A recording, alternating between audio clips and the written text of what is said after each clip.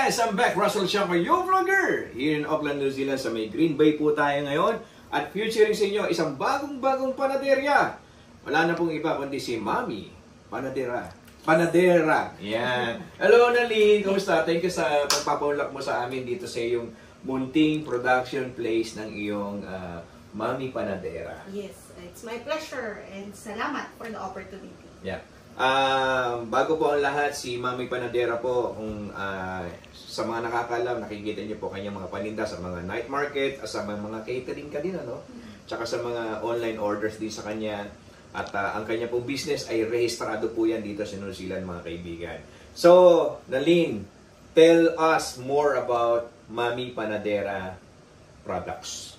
Yes. Well, yung core products ng Mami Panadera are the cinnamon swirls and yung 5 flavors ng bibingka, and we have pan de queso classic and ube.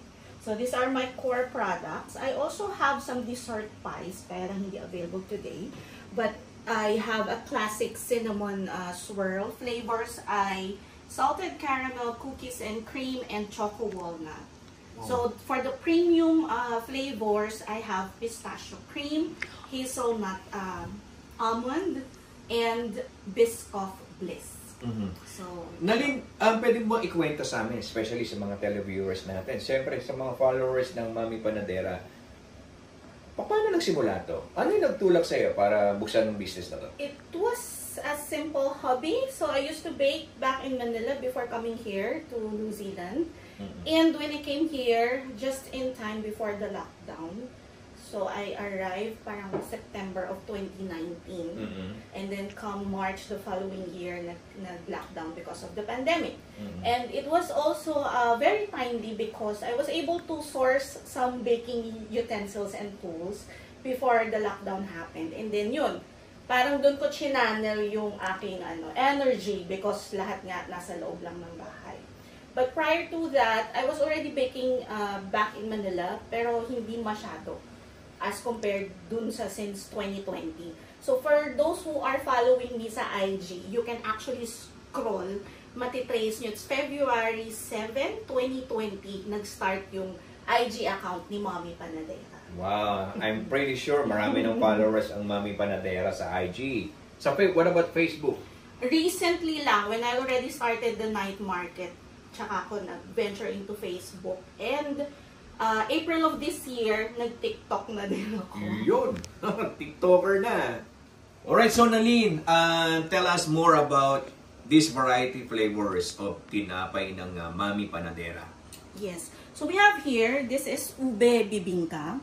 So ube flavored, and then when you open inside, merong ube jam in the middle. Oh. Yun. So I have ube, and then dito sa baba, I have 2 variants of cheesecake. So I have the cheesecake bibingka and lemon cheesecake. At itlog na pula on top. Yes. So this is really a modern twist. So if you're feeling more adventurous, I would suggest these flavors to you. Wow. And then this is bibingka bao. Bibingka bao. Yes, because it's parang inspired by Auckland's sweet pork buns. Auckland sweet pork. So merong asado feeling inside. So this is also my personal twist, an ode to our Filipino puto pao. If you're familiar with puto pao na merong asado sa loob. Ganun din siya, pero bibingka. Ang may laman yan sa loob. Yes, there's asado inside. Wow! So sweet pork filling. Sobrang patok to sa mga events. And because Filipino really like that sweet sa mga, savory. wala ba sa mga catering yan? Kinukuha Yes, yan? oo, sobra. Ito din, and the cheesecake. Okay, so pwedeng pwede kong buksan tong isa. Tingnan nga natin. Ito, para makita ng ating mga followers. Ito, merong asado daw sa loob, sabi ni Nalyn. Ay, oo nga. Ayun. Ayun, tiyo. Matikman na nga ito. Wag na natin palampasin to.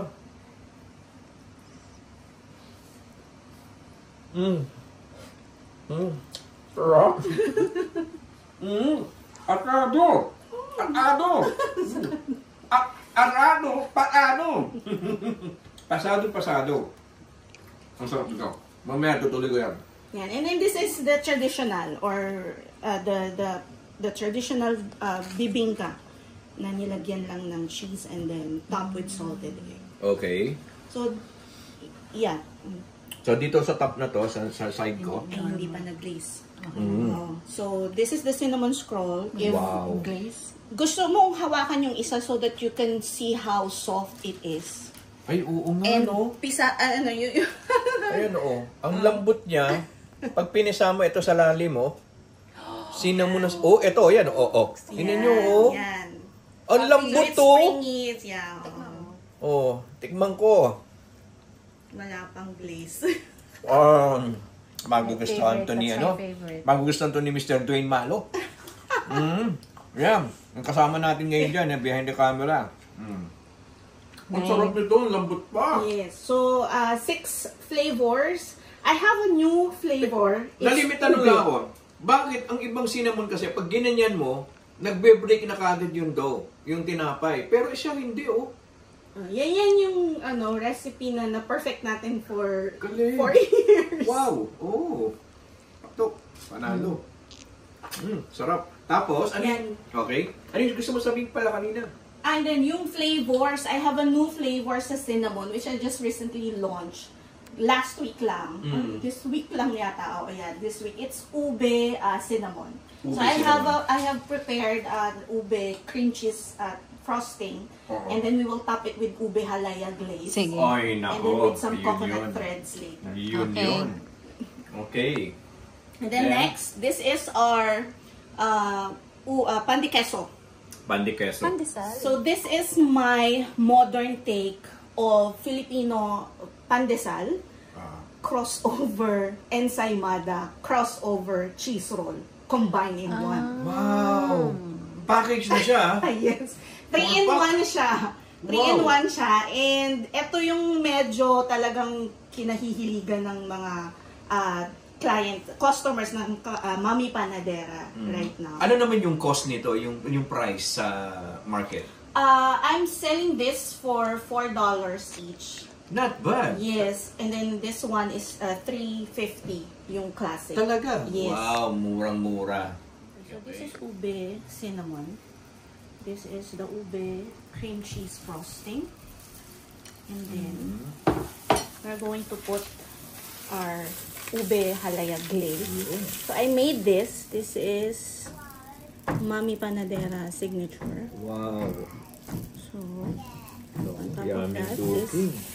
and then we're gonna sprinkle some coconut threads Yun. that would complement the flavor. Wow. Yeah.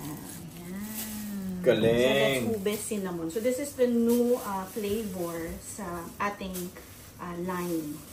Okay, so explain mo pa Nalin yung mga pwede mong i-offer sa mga mamimili natin. Yes, I also have Salu-Salu feast boxes. So for party, parang party trays.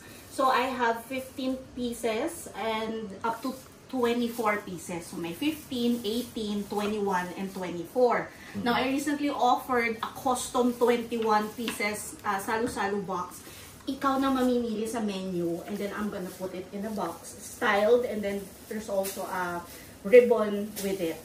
So, i-serve mo na lang siya sa parties and mga gatherings. So for every type of occasions, pwede. Yes. Oh, nice. Yeah. So dito pa lang sa presentation tsaka kulay ng product itself nakakagutom na. Ayan oh. So anong flavor to? That's pistachio cream. Pistachio. And then we're gonna top it with some pistachios. Okay, so Nalin, habang tikitin itong pistachio flavor na to, itong cinnamon na to, of course, sa mga patronizers natin dyan, sa mga followers mo, followers ng Food and Travel with Russell, magtatanong saan ka makikita, saan sila makaka-pre-order, at meron ka ba mga night market o events sa mga pinupuntahan? Yes, I have an online bake shop that you can go to. It's a Bakesy shop online. You can go to my socials in Facebook and TikTok or even in IG. So link in bio, nandun yung link ng Bakesy shop ko. So you can always pre-order online And we are also, you can also find us at the night markets. Oh, saan From to? Tuesday to Saturday, you can find us at Gutom's Pinoy Cuisine. Gutoms. Yeah, I know them. Yeah. Yan. So, nasa night market din kami, and you can also pre-order online because we have an online bake shop. You can always pick up here in Green Bay from our kitchen, or find us at the night market. Ang sarap naman ito, mga kaibigan.